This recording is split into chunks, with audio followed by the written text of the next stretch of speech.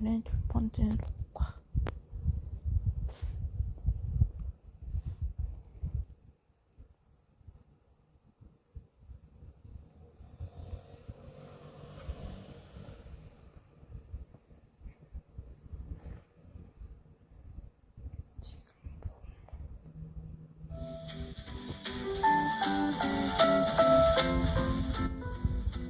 Hi there.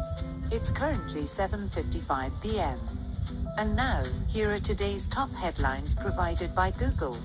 Supreme Court is set to issue rulings on birthright citizenship and 5 other cases on terms final day. NBC News. Classified briefing on impact of Iran strikes, leaves senators split. The Washington Post. Inside Andrew Cuomo's flat, flailing comeback bit. Politico.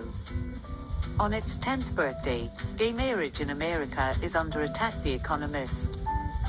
Meet the Senate parliamentarian, the official tying Republicans in knots over their tax bill. AP News. That's all for now. Have a great day.